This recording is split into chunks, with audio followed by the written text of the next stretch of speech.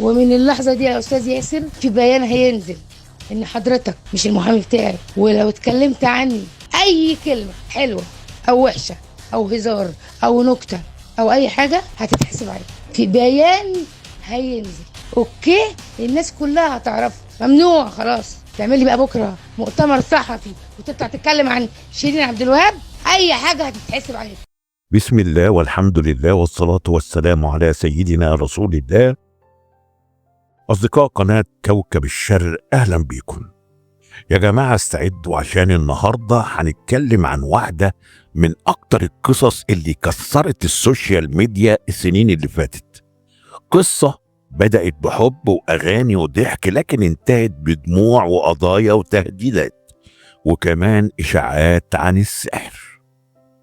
القصة دي مش هتصدقوا تفاصيلها، وصدقوني كل دقيقة جاية هتسمعوا فيها حاجة أغرب من اللي قبلها. ركزوا معايا لأننا هنرجع لأول يوم في بداية الحكاية، ولسه القصة ما خلصتش، بالعكس ده احنا لسه عند أول باب. يوم 7 إبريل 2018 فجأة الدنيا كلها اتقلبت. شيرين عبد الوهاب تعلن جوازها من الفنان حسام حبيب. يا نهار أبيض، خبر نزل زي القنبلة، وقلوب الفانز كانت طايرة من الفرحة. الناس شافوا صور الفرح، ضحك وفساتين بيضة والناس كلها بتقول يا سلام، قصة حب من أفلام الأبيض واسود. لكن هل القصة فضلت جميلة كده؟ استنوا لأن اللي جاي صادم. بعد الجواز الأيام عادت تمشي، وسنة ورا التانية وكل حاجة شكلها تمام قدام الكاميرا على الأقل، بس الحقيقة كانت مختلفة. إشاعات بدأت تظهر، كلام عن خناقات، عن مشاكل، لكن ولا شيرين ولا حسام كانوا بيردوا. كل الصور اللي على السوشيال ميديا كانت بتقول إحنا بخير يا جماعة، مفيش حاجة حصلت. لحد ما فجأة في ديسمبر 2021 الخبر اللي محدش كان متوقعه نزل زي الصاعقة. شيرين يتم تطليقها من حسام حبيب رسمي. الناس كلها اتجننت، ازاي ده حصل؟ كانوا لسه فين وفين؟ تفتكروا القصة خلصت هنا؟ لا، لسه يا جماعة، المفاجآت ما بدأتش حتى. الناس قالت خلاص كل واحد في طريقه، لكن فجأة في 2022 نسمع القنبلة التانية. شيرين رجعت لحسام، والله رسميا رجعت لحسام.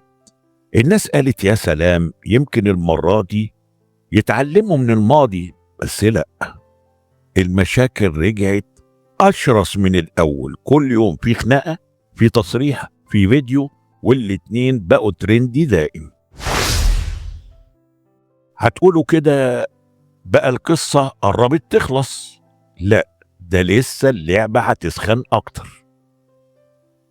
هنا اللعبة بقت على المكشوف. شيرين تبدأ تقدم بلاغات ضد حسام، مرة تقول إنه سرق منها شيكات على بياض، مرة تقول إنه اقتحم الفيلا ومعاه سلاح، مرة تقول إنه استولى على العربية المرسيدس. وفي النص من ده كله شيرين تظهر في فيديوهات غريبة جدا، مرة منهارة وبتعيط، مرة تقص شعرها قدام الناس على المسرح وتقول أنا فقت خلاص، وبعدها بيومين تلاقيها بتضحك مع حسام وتقول كلام حلو. الجمهور بقى مش فاهم حاجة، ايه اللي بيحصل؟ ده حب ولا دوامة سودة مش عارفين يطلعوا منها؟ الموضوع سخن، لكن استنوا المفاجآت اللي قلبت الدنيا. هنا بقى يطلع واحد كان ماسك الملف كله، المحامي الكبير الأستاذ ياسر قنطوش. الراجل نزل بيان مولع السوشيال ميديا، بيقول شيرين كانت دايما بتكلمه وتقول له الحقني يا أستاذ ياسر. ساعات كان بينزل لها الفجر عشان يلحقها قبل ما تحصل مصيبة. بيقول كمان إن حسام عنده قضايا ولسه ما حضرش النيابة. والأغرب إن في مرة وهي بتكلمه كان سامع صوت حسام في البيت معاها وهي بتصرخ، وبعت ناس من مكتبه يطمنوا عليها، لقوها في حالة مش طبيعية خالص. وهنا بدأت إشاعات السحر والأعمال. في ناس قالت حسام عامل لشيرين عمل عشان تفضل راجع ليه مهما حصل. غريبة، لكن ده كان كلام السوشيال ميديا. وتفتكروا ده آخر حاجة؟ لا، اللي جاي هيخليكوا تقولوا لا بقى، دي قصة أغرب من الخيال. الموضوع خرج من إيديهم وبقى حديث الساعة. بسمة وهبة قالت لو بتحبه ومش قادرة تبعد عنه خلاص يا رب يسعدهم. ورضوى الشربيني كتبت يا خسارة يا شيرين.